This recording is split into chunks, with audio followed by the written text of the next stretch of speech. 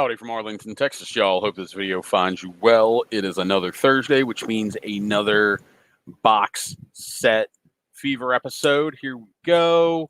So this time we're doing the 1992 score rookie and traded set. You get 110 cards. These cards will look like the base score set, but as score tended to do with their rookies and traded, they would have a different color like palette that they would use. And I say palette because sometimes they'd use, it would be one main color, but a couple of different colors. And they would change them throughout their base set. And then they would have a different one for the rookie and traded. So not going to mess around here too long. We got a checklist on here. As you can see off the top of my head, I actually opened one of these yesterday just for some spits and giggles. Yeah, the big card to me in here is probably the Jeff Kent card. It is, it's a rookie traded issue, so some people will consider it a rookie card. Some people will consider it an extended rookie, but he is a potential future Hall of Famer, so this is probably his main card. And for me, this will be, as a kid that grew up, I was listening to Cleveland Indians games on the radio on W1220 WKNR, all the way from Morgantown, West Virginia. And this will be the first, at least, score appearance for Kenny Lofton with the Indians after they acquired him from the Astros. I think when I went through, I pulled out about 6 cards to keep for myself, so that's kind of what we're looking at here. So we don't get any of the Magic Motion sport flick cards. I don't know if they were still doing these by 92. They may not. So basically all you have here is you got some styrofoam on each side to protect our cards. All right. So it looks like these are in, if I remember correctly, these are in numerical order. Let's see if Gary Sheffield is 1T, and he is. So card number 1 is Gary Sheffield. Just realized I don't always show the backs. I need to get better about that for Korean cardboard.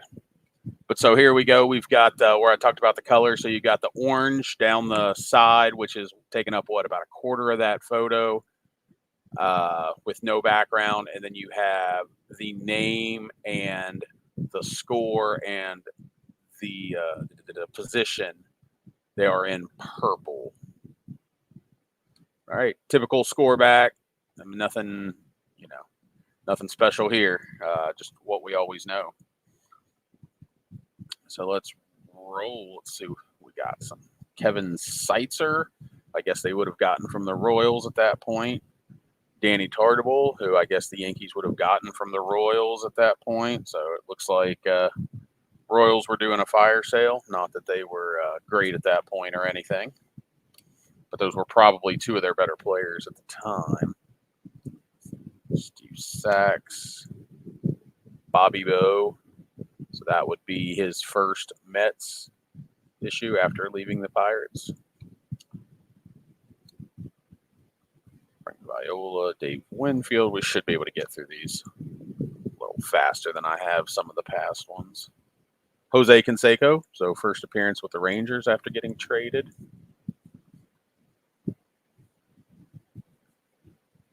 So while the Royals traded away a couple players, they also got Wally Joyner, who I feel like I heard somebody say at one point, this is somebody that's supposedly an influencer or a air quote name in our hobby, and said that Wally Joyner was better than Will Clark.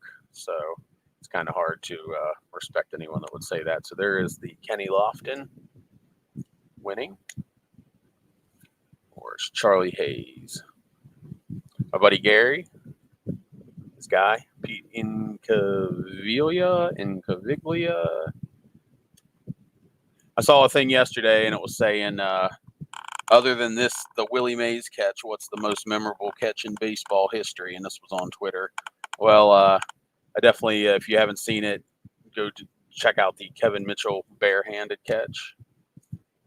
Brett Saberhagen, dude was a stud for a while. So I guess, yeah, Royals were really having a fire sale because Saberhagen had been with the Royals for the better part of a decade.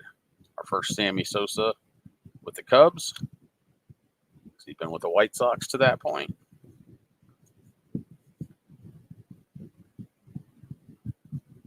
Blue Jays also went out and got David Cone, try to win a World Series, which they successfully did. Got him from the Mets. Yeah, sorry, it's not. Maybe it's too far away, is why it's not focusing well. So the Royals went out and got Kevin McReynolds. I think by this time, he wasn't really a prospect or thought I was an all-star anymore. So I think he was on the downward half of his career.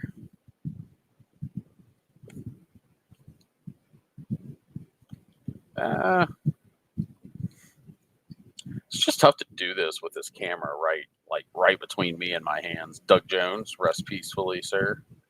My favorite Doug Jones cards is a scorecard. I think it's the 1991 score. This is the Dream Team where he's holding the ball that's on fire. Awesome card. Greg Jeffries. They often maligned, but had a solid career.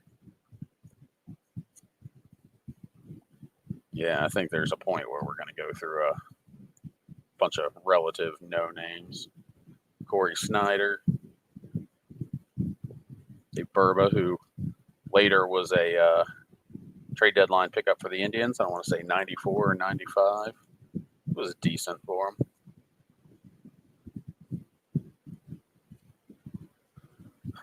So, like the other box sets, I'll be at some point working these into Hall of Famer Gary Carter and his final run with the Expos. I'll be putting these into some like player lots because I've got some other cards from around that era, some box sets and whatnot. Ken Hill, another one that had a couple decent seasons with the Tribe after coming over. I think he was a Cy Young candidate with the Cardinals one year. Eric Davis. Just sold a lot of 16 Eric Davis cards on the eBay.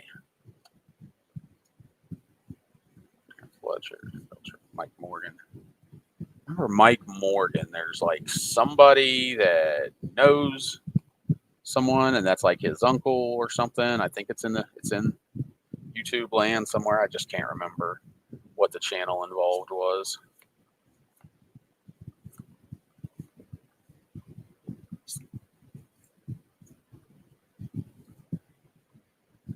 Kevin Bass had some good years with the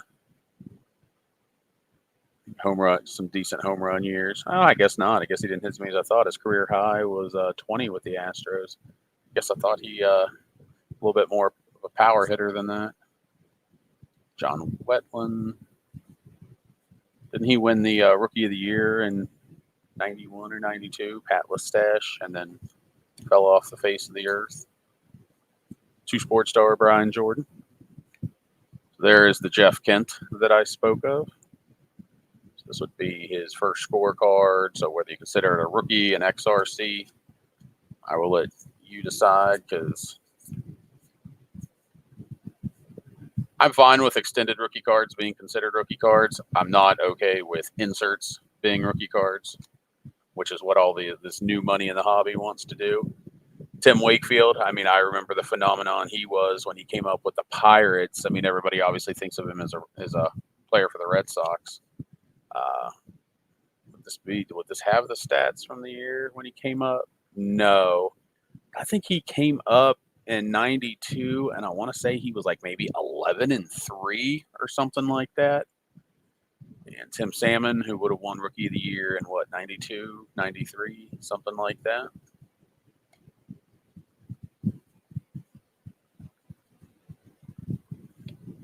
I think I may have missed a card there somewhere. All right, we're in a home stretch, guys.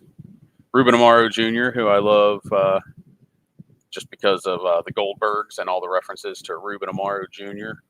If you've never seen that show, I guess you just wouldn't understand. Mahomes, the senior. Brett Boone had some good years. I believe this would be, again, yep, that would be like a rookie card or an XRC. Vince Horseman. Austin, Brian Williams, Dan Walters, and Will Cordero, and that is it. So that's what I've got. Thanks for hanging in with me. I hope you enjoyed walk down memory lane. I know that on some of these videos, that's a lot of the comments is people are loving hearing these names they haven't heard in a while. And yeah, for me, that's absolutely the fun part of this. That's what I got. I love doing these. More to come. I'm not sure what's up next, but we will get there. Don't be a dickhole. Be kind to animals. Adopt, don't shop. Get your pets spayed or neutered. And I will see you down the road.